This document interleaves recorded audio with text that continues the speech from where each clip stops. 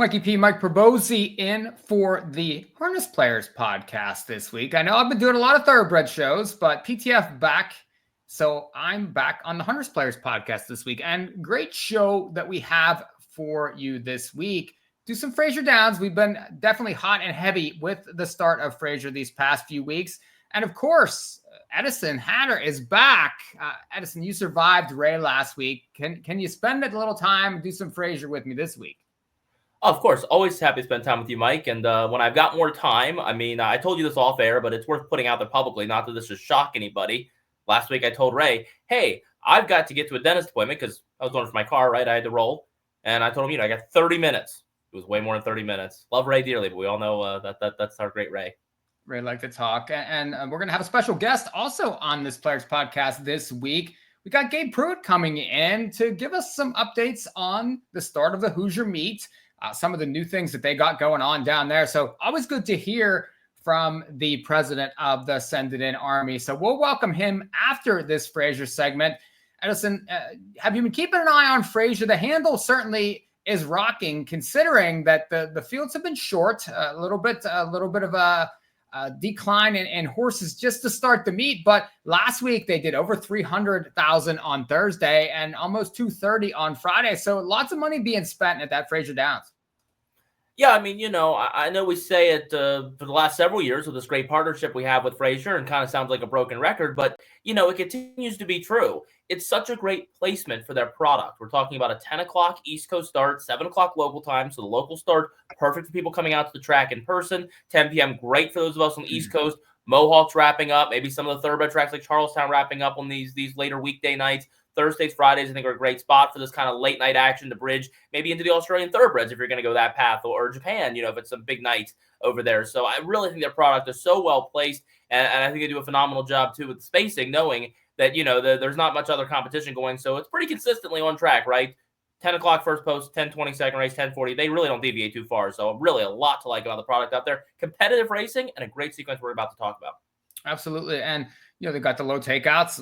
15% takeout is huge for horse players. And I think that leads to more handle and more churning. You have some jockey contests that have been frequenting on Thursday night. So got people that are interested in contest jockey, free money to jump in on those free contest jockey contests. So definitely look into those.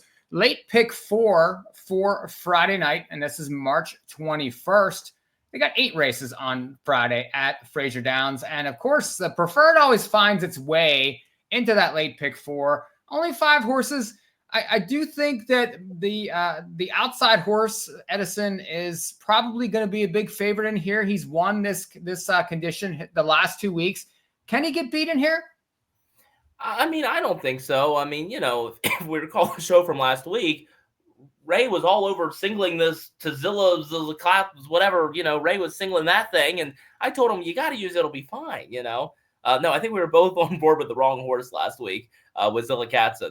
I think I've seen enough to go to it'll be fine here. In my opinion, the 2 big players are the outside too, right? It's West Coast Beach. It'll be fine. The morning line indicates that. And, it'll be fine.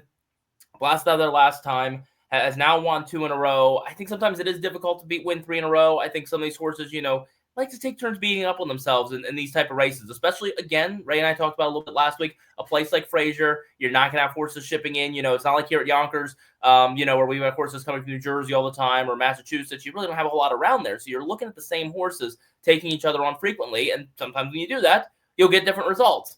Hopefully not this week. I think it'll be fine. We'll be able to get it done again. I think he's sharp right now. I think he takes care of it. Just not enough for me to take West Coast Beach. And I think that morning line's probably off, though. I think it'll be fine. It's probably proven enough the last 2 to take some more money here. I was on West Coast Beach on February 28th. Since then, though, he's lost a couple in a row. And obviously, it'll be fine. Has rounded himself back into form and dominating this class. But I'm going to use another horse, and I'm going to double the ticket here. And I think that Rum and Raisins from this post has a big chance to win this race. Now, has been taking back early. This horse has plenty of speed. And if you look back to that February 28th line, this horse was on the front, albeit at 10-1. I do think that when he's right, that he can get the front in this race and perhaps maybe stack up West Coast Beach, and it'll be fine. We'll have to take back. Now it's 5 horses. So obviously the cream usually rises in these races, but if this horse can get a breather here and is sent early, I do think that he has the class to be able to win this race. And if you get the third choice to open a pick 4, you can get plenty of separation. So I don't mind doubling the ticket here. I'm going to try Rum and Raisins. Of course, I'll use it. It'll be fine. He's the most likeliest winner, but he's going to be 2 to 5. Most of the tickets are going to run through him. So I'll try Rum and Raisins, hoping that he gets the right trip in this race to maybe try to upset these preferred.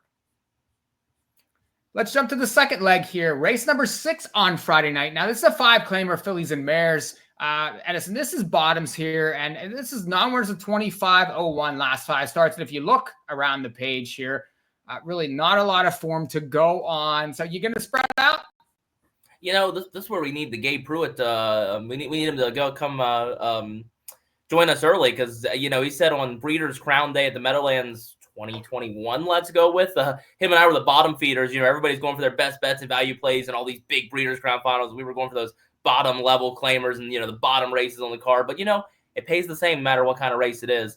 And in this case, you and I talked, before we started here, really competitive races 6 and 7, these middle legs of this pick 4. That's the reason I had to come up with a single in that first leg to not to break the bank too much here, especially March Madness weekend. There's a lot of money that needs to go around. So I settle in 3 here. The 2, a little bit of custard. Post 8 last time out, that second tier start didn't get away the best. And, I think was just way too far back. Has shown speed previously. So I think the post 2 draw much better for this type of a horse this week. So we'll see if she can't get herself in the mix. How about the 3 Google It, bro? 10 to 1 in the morning line. You've got Kelly Hort for the first time, at least in a while. And the horse is taking a drop.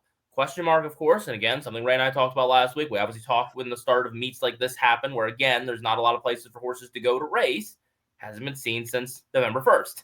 Qualifying line, nothing special, but, use the horse. First start of the year, probably the best price we're going to see in a while if the horse ends up being pretty good. So we'll include him. So 2, 3, and the 8, LD's Boss, gets the second tier draw here. Was a pretty good third last time, was the beaten favorite on the drop down to this level. Did it from way off the pace. In fact, did it from last, from post 4. So now post 8, we'll see. It looks like there's some speed from the rail horse, keeps getting better. So figure this one's going to be a little bit closer this time early. Has a chance. I'll go 2, 3, 8. And, I keep getting better can win. But, gosh, if this morning's line's right, I just can't see that horse being that short compared to some of these other choices.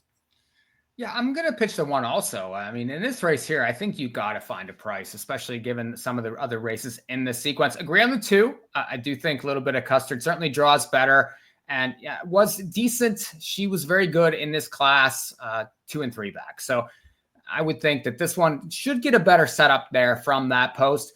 Horse you didn't mention, the 5, Shaylee Storm, 3rd back here. It's Marino, it's Scott Knight. You get a different driver here. I do think that this horse has had the 7 post the last 2 starts, won 5 times last year. I think a must use in this race. I know it's a 10-year-old gelding, but has won 19 races. A lot of these horses have not even come close to that. So I do think that one is a use, especially with the driver switch. I could see the 7 also. She's bodacious. Now, 8 to 1 morning line here, but this one dropped last time from 10 to 5 and was a little bit better there. I know it's an outside post, but has shown forward speed early. And in a race that's pretty wide open, I do think that this one could get a piece of this ticket. And if allowed to clear early and get a spot, I do think can upset. And a lot of money, I think, will run through the 8, LD's Boss. It's Campbell. The horse raced well last time. Another one that got a drop, was favored off that drop on March 13th. And couldn't get it done. Was pretty far back. I'm curious to see the kind of trip this horse gets from the second tier. Was 1 for 25 last year. So I'll probably be just 3 deep here. I'm going to look for an upset. I'm going to be 2, 5, and 7 in race number 6 for Friday. Let's jump to race number 7 here. And this is another nice race. Very difficult. 12 claimers with some also eligible tags. They're going for 7,500. Pretty tough to separate here, Edison. I was going to go deep again. I'm right there with you. I'll go even deeper than last time. I'll take 4 in this field here. Take half the field, 1, 3, 4, 8. The one credit is Magic. Gets that huge 15 to 1 number on the morning line. I know last time out wasn't great against similar, but look at that trip, right? Obviously, toss that line. Look at the previous starts for that. A lot of ones there, a lot of wins. 2 for 3 so far this year. Again, probably tougher fields than those starts 2 and 3 back, but willing to give this one another try from the rail draw here. The 3, Buddy Knox. Last time out, worked hard to get to that lead, ended up finishing 4th in the end. Yet another one that, again, similar types, some thirds, some fourths, just keeps knocking on the door. Again, this is for sure one of those races. We could run it 20 times and come up with probably 7 or 8 different winners, right? The 4 Mock Steady comes off of a win against Similar here. Probably the one to knock off. Draw's okay there with post 4 and, has plenty of speed. So I think that one's pretty well positioned. And then going to go to the second tier again here, the 8 Bay Street Buddy, who also has a couple of seconds in a row, did win 3 starts ago against an easier group to kick off the year. Just missed last time out, though, against this level. Again, second tier draw, never a bad thing for a horse that's kind of been getting away mid-pack anyway. So 1, 3, 4, 8 for me. Again, just a really, really tricky race. Yeah, very tricky. I agree on a couple of those. I think Buddy Knox can definitely win from this post. Has been knocking at the door, but has lost to a few of these recently. That certainly needs things to work out for him. But I do think he has a chance. And Terry's Barn really hasn't quite heated up yet. Last year, at Fraser, he was almost unbeatable at times. Well, that's not the case so far this year. So we'll see whenever the barn starts to get going. But I will use that one. Mock Steady's obvious, but hard to leave off. Was a nice winner last time after getting away from Tizilactin. So that lost to that one 2 straight. That horse was very sharp. So got the front last time. I do expect a lot of pressure for this one early. And you get a driver switch here. So I don't know. That could be one, maybe more of a B type for me. One I'm really not, comfortable with leaving off, but necessarily I would press up some of these others. I think the 5 could be used. Are you crazy? That one's a closer. Kicked 27-4 last time at a big price. This one got sharp at the end of last year and started winning races versus these kind of horses. So I do think maybe a puncher's chance. And then the 6 is an interesting horse. Hurricane Ferrigno.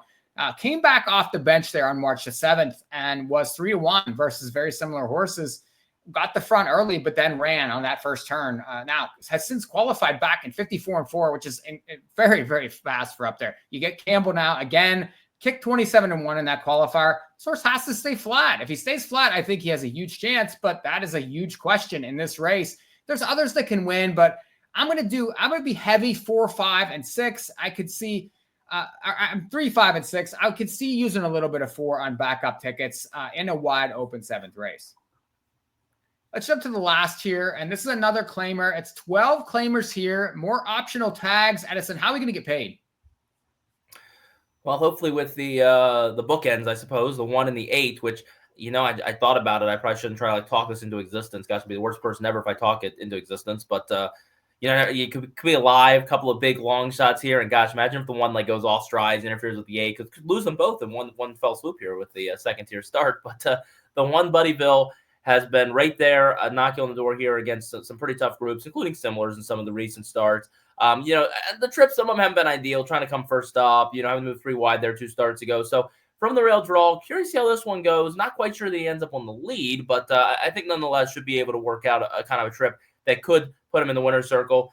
And the 8 Waiting on a River last time out. Post 6 didn't get away well. Once again, hopefully, again, no guarantee on how well Buddyville gets away from the rail, but hopefully Waiting on a River is able to follow that one out of there and also be able to work out a bit of a trip because see this horse also just kind of going in place, picking up the checks, but at some point or another, I think might have a chance to pick up a check here. And again, I think last time out from the post 6 draw, got the drop down in class. Now gets the drop down in class with slightly better draw than post 6, I think, with the second tier. So 1-8 to finish. But again, I think sometimes you see the 5-horse field to open the late pick 4, and some people are inclined to just turn off the program there and say, well, I can't play this. But even with that 5-horse field to start, where there's multiple options to use, this is a really tough sequence the rest of the way with these 3 8-horse fields. Incredibly tough. And, certainly jump in on the late pick 3 if you're interested. If you get busted out of that pick 4, well, hey, there's a pick 3 on those last 3 races. And that could certainly pay very well given the wide open 3 races in that pick 3. For me to finish, I agree on the 1 Buddyville. You get a horse like you mentioned from a sharp barn that just has had tough trips and now gets an inside post. Usually likes to come from off the pace. Won 9 times last year. I do think that one plays here. I'll use the 2. Catch Me Oliver. If you watch that race back on March 7th, really the horse had no business winning and, found a way to grind to a 14-1 upset in that spot. No chance last time the way the race shaped, but did take money. Mock Steady ended up wiring that field. Now you get Campbell here and an inside post. If that horse can repeat the 2-back line, I think has a chance to win this race and certainly I think plays very well. And then I'll use the 5, Pure Form Mr. Toffee. Now, this horse probably should have won that March 7th race. Ended up in the pocket after, the horse broke on the front end and then sort of got an iffy drive. I thought was a little bit passive and was able to kind of make up ground in the stretch. Did leave again last time at a big price. And this horse just needs things to work out. I do think that another one that's going to be a price that has a puncher's chance in this race and it just would be a use for me. Doesn't win that much, only 2 for 27 last year, but whenever he does win, he lights up the board. So I would use that one. If you're looking for a B type, maybe the 7 Whiplash Smile. This is a drop now. This horse has been facing the It'll Be Fines, the West Coast Beaches of the world.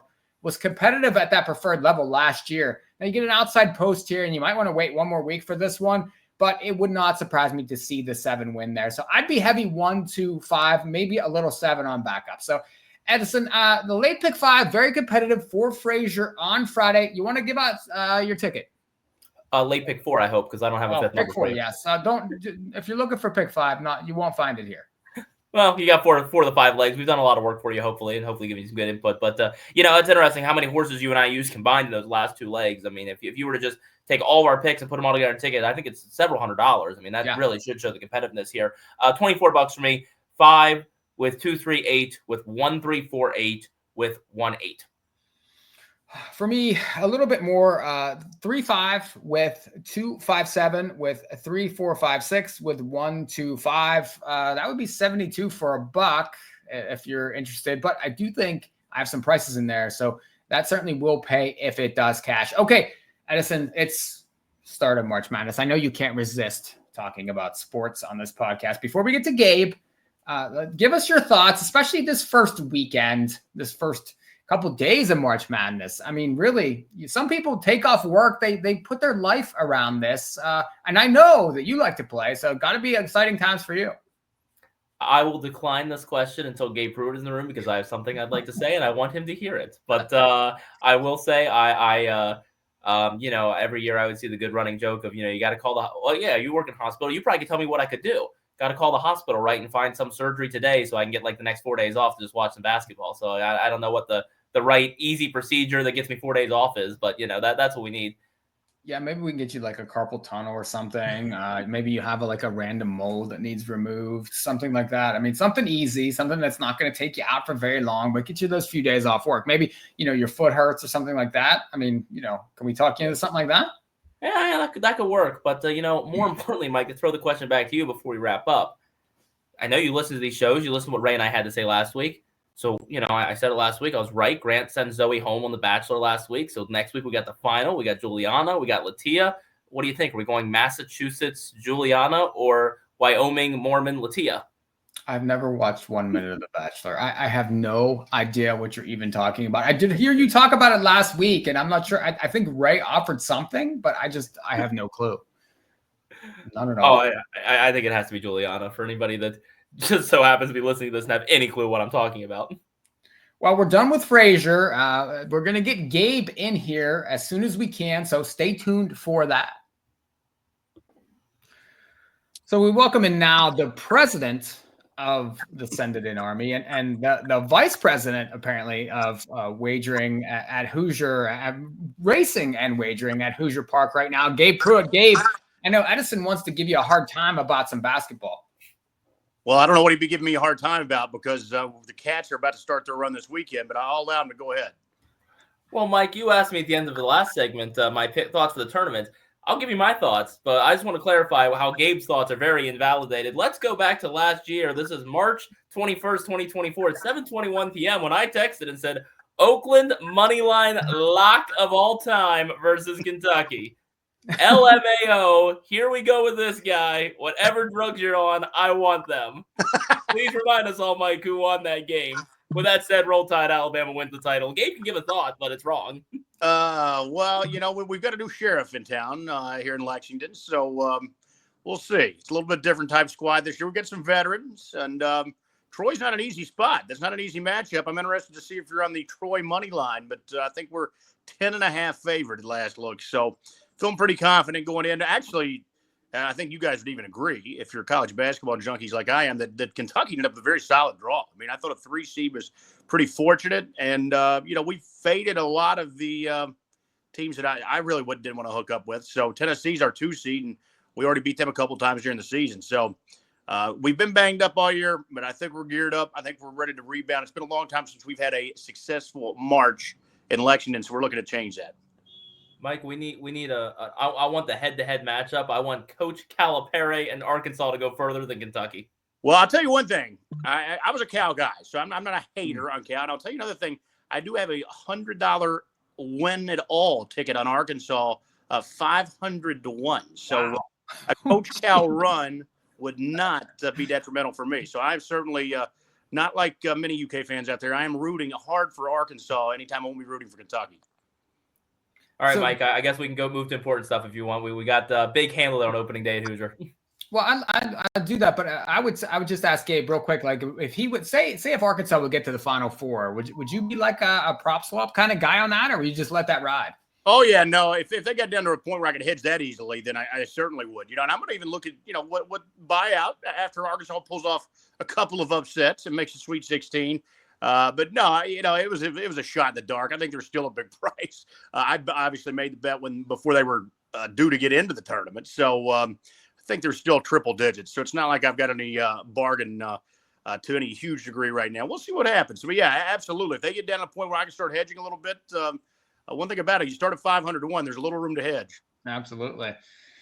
Well, Gabe, Hoosier has brought you in here, and we know, some of the miracles that you pulled off at Pompano with, just really I thought you made that product so cool. And, the racing, was lower level tier racing, I thought, but everybody was in on the pomp. Everybody was loving, the wagering there. And you've come into Hoosier. You've already made plenty of player-friendly wagers and player-friendly, I think, incentives to look at that product. So talk a little bit about the things that you're doing already, just jumping in and it's kicking off this Hoosier season. Yeah, well, I appreciate you saying that about the pomp, first and foremost. Obviously, that was a place near and dear to my heart.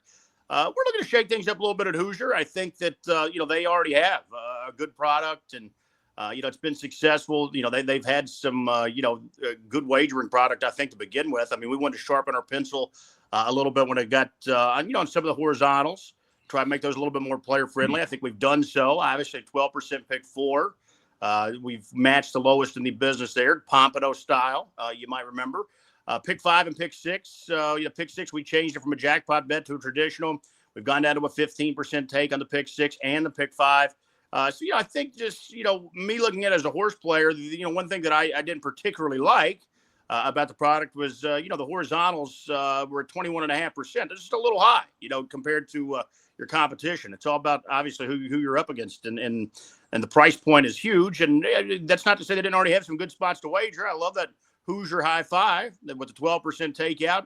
Everyone's accustomed to that in the last race of the night. We thought if one was good, 2 is better in that department. So we added a second Hoosier high 5 each card as well, race 7. So just looking to shake things up. I think the old betting menu just sort of had a gap. They had the pick 5 start in the first race. They had the early pick 4 in the third. And you didn't come back for a horizontal until like all the way in the 10th race for the late pick 5. So there's a huge gap there in the middle. I know Edison loves the jackpot pick 6, so he might have still been playing during that gap. But the rest of us were sitting out on that menu. So I think that we've spread the whole horizontal wagers out to a pretty good degree at this point. That's what we're looking to do. I'm a type of guy, if anything wins and pays, a big number, maybe we'll benefit with the triggering a carryover. So I think we've got really horizontals covering from the opening bell to all the way to the finish. So with those 2 high 5s in there as well, I just think we're going to try and make it as horse player friendly as possible. So, and I think we're off to a good start. We didn't really give anyone great cards on the first two nights. I apologize for that. Can't really say that was our fault. It was just a tough time. It was a long winter up there. I know we talked to many trainers that are just behind by a week or two. And to throw on top of that, it was a week earlier than Hoosier usually opens. So it was a couple of like a double-edged sword there. Got us in a little bit of a tricky spot. But nonetheless, handle was good. We were absolutely very happy with how things turned out. And with the fields bulked up for week 2 this weekend, we're hoping for even a lot better. Hey, Mike, Gabe forgot to mention, I'll mention it for him, 12% takeout in those pick 4s. It's even lower than that because the greatest takeout reducers are possible. It obviously depends on the pool size each night. But the Gabe Prewitt dead dollars is obviously the best takeout reducer in the game. That's the thing. People know I'm in. So see, it's going to lower that takeout even more. How could you get any better? So, Gabe, I didn't get a chance to read through all of the replies. I'm sure you did, but I'm curious. This is like a multi-fold question. You're going to have to like remember all the parts that I'm asking you. But you asked on social media about, changes you'd implement at Hoosier. So I guess you could tell us some of the crazy, some of the good that you might implement. What kind of responses did you get? And also in general, I think with our younger generation, us young people in this industry, that there is such an importance, I think, on social media and being able to interact with the fans is something you obviously do very well. Why do you think that's important? I think it's very important because it's listening to your customers, and almost every idea I've ever implemented that's had any success at all is because someone, whispered in my ear. It's not because you sit around and have all the answers. So I think that if you're open to listening to things, and you're going to get some wild ones. I mean, I was one gentleman was called me the other day. In fact, I don't know how he got my number, but he was discussing the need to go to 14 horse fields at Hoosier Park, and that was going to save the day and what else. So, I mean, there's some people that have, different opinions, and you got to filter through a lot of that stuff. I mean, the most polarizing topic at Hoosier Park, let's be honest, was the passing lane. Mm-hmm. Not one that I am, I don't see why you need it. As you guys know, we didn't have one at the Pomp, and we stacked it pretty well. When it came to a handle, I think, versus any other 5/8 tracks that had passing lanes, I think they almost all had one other than us. And I don't think that it really backed anyone away from playing our races. So throw in the fact that you got a huge stretch at Hoosier, I really don't see the fact that it's, necessary thing. But, once that gets in there, and I think it was in there for 9 years, that was longer than I had realized. I mean, I remember racing without the passing lane there. It seemed like just 4 or 5 years back, but then again, I'm old, so I guess it had been just a little bit longer than I thought. So, that was one thing that was ingrained. Talked to many people, as you guys probably noticed, to ask for feedback on that a couple of times on Twitter to get, some feedback from the players that have been watching the races. Quite frankly, I had not really tuned into Hoosier on a regular basis, other than, if they did have a carryover that drew my interest, over the course of the last several seasons. So, I wasn't just quite as familiar, with how that product is. But, a lot of the horsemen were in favor of it. Some horsemen actually said they'd like to see it out as well. But I think overwhelmingly, from the horse players' perspective, they insisted for change. And that's by far the most important audience that I listen to when I'm getting feedback from everyone. So, we wanted to give it a try. It was actually in Rule in Indiana. Another thing that I would have had no idea. It's a little different for me. I mean, we sort of operated in the Wild West at the Pomp. I don't think, if we wanted to put in a passing lane, I think we could have done it at 2 o'clock for the races at 7 that night. No one would have cared. But in Indiana, it was, part of the reg that you had to get it changed. The horsemen had to approve, and they had to give you a release almost from offering a passing lane. So it did take, till the 23rd hour before opening weekend to try it. But ultimately, we got them to go for a trial run in the passing lane. Let's see how it changes the races. Let's see how it mixes it up. And that's what we're looking for. Does it make that big of a difference? Time will tell. But, I think at this point, at least we can say, we gave it a shot. And literally we are looking for the, just how things go and the feedback we get. Well, Gabe, with all the changes you've made, I know you came in and you had, great ideas. Did you get much pushback from the upper end here to make these changes? Because, I mean, if you can jump in and make these kind of changes, it makes you wonder, like, why aren't other places trying these things? And to think, okay, let's take care of the horse players. Let's listen to our customers. I mean, was that something that you had a difficult time implementing? Yeah, it can be a little bit. It's you get behind the curtain, guys. It's not as easy as all the problems are to solve on Twitter, as I'm sure you guys can imagine. Sometimes you do get a little pushback. I think I'm, fairly decent at explaining how that in the long run it's going to be a good thing. And maybe we handled X on this last year, and maybe I think we'll handle X on these same pools this year at a reduced rate, and in the long run. It's better at the new number because we're going to really grow the pool size, and that's one thing we're able to demonstrate in South Florida. You guys know we started at the Pomp and with about a 22% takeout in the pick 4 pool that did, a few thousand a night if we were lucky. And, by the end of the Pomp, we were doing, 45, 50,000 a night, on a pick 4. So it's just, we're really looking to exponentially grow these pool sizes. And I think we will. We're going to wait until next week. We're going to wait till we had Thursday, see how we are horse population wise. We're going to tack on guarantees. You're going to see more guarantees than you've ever seen at Hoosier Park because we really want to start beefing those horizontals up as well. But you get feedback from everybody. It's not only who you work for. Those folks. I think trust me to some degree. I hope, or they wouldn't have hired me. I hope. But sometimes the other outlets out there. You're really, when you're reducing a takeout in this day and age. The lion's share, the majority of the money, as we know, it's bet off track. So really, the people, the pockets that we're taking some of those dollars out of aren't necessarily our own at the track. If we're not handling a significant amount of money on track, it's a lot to your partners out there in the ADW world. So sometimes you hear a lot more from your partners than maybe you do internally, because they're not happy that you have cut their rate. So I have to remind them that I'm going to grow those pool sizes as well. But probably about as far as I need to go on that topic, so I don't get myself in trouble. But yes, it's a lot different. It's a lot different ball game than many out there would expect. You get a lot of resistance sometimes from the places maybe you would least expect. So Gabe, I keep saying I've got to get to Hoosier. This might finally be the year. Now that you're out there, got to visit. But out of curiosity, does the property out there have a casino? It's a casino and racetrack, correct? Oh yeah, absolutely. Full of table games and everything. Oh, so is there a poker room, and are you allowed to play in it? There is not a poker room on site. There is a poker room over at our sister track, Horseshoe Indy. They tell me they get plenty of PLO action on the weekends, and I do not know yet if I'm allowed to play. So I'm hoping the answer is yes. We'll see on that. But yeah, we could take a short drive over to Horseshoe. It's about 45, 50 minutes away. But it's a beautiful property.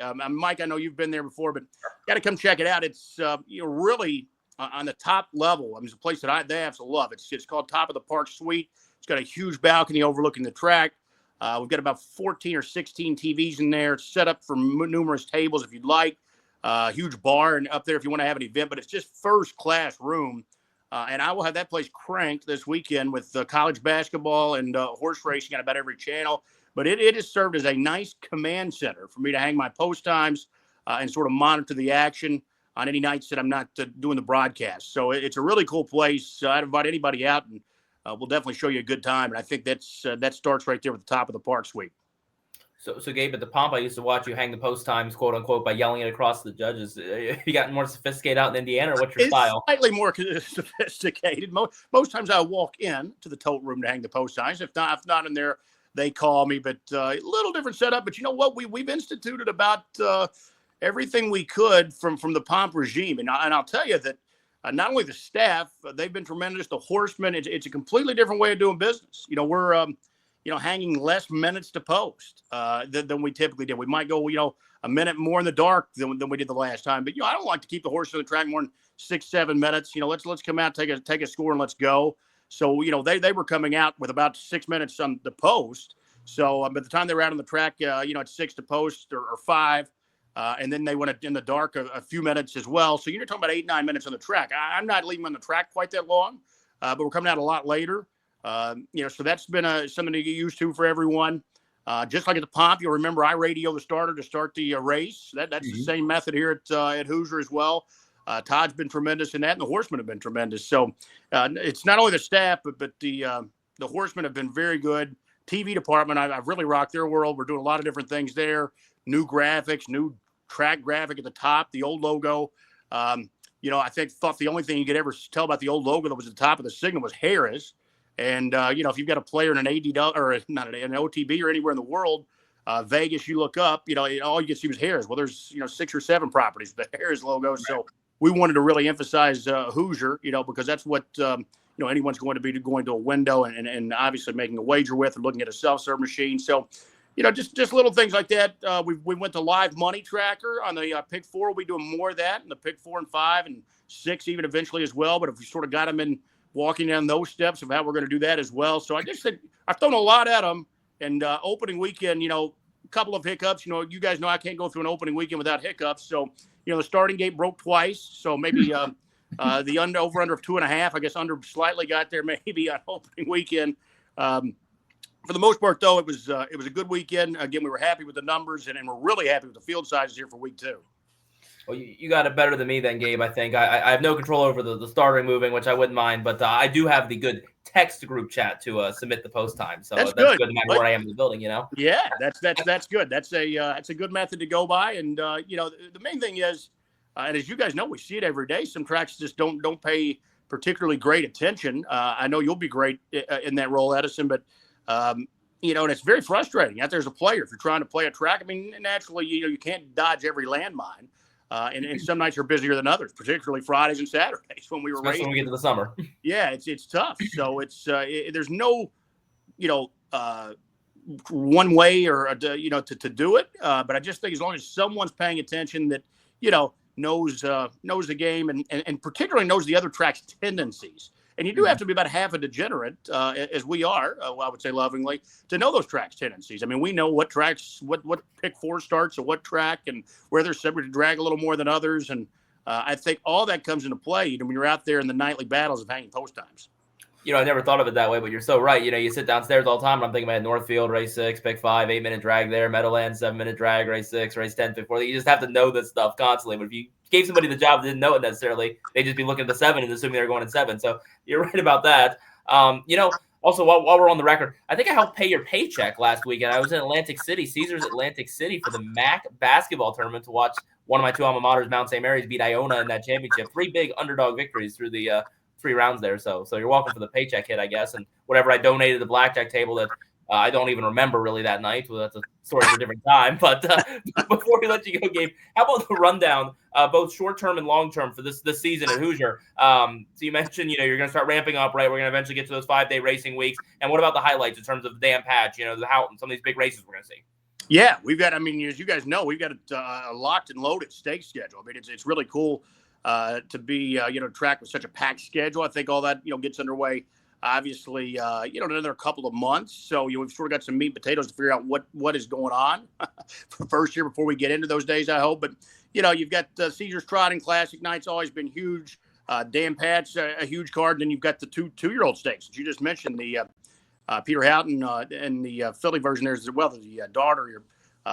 What the name of that as well is now has escaped me. But anyway, those 2 stakes will be great. We've got a lot of Grand Circuit stakes, as you guys know, late in the year when it gets into sort of October, November time after Breeders' Crown and during that time and after Lexington as well. And then they've got a great Indiana Sire Stakes program. When that gets cranked up, I mean, you're looking at, some top caliber horses on any given night of the week. And that all leads, of course, to Indiana Super Night. They've got those $270,000 finals.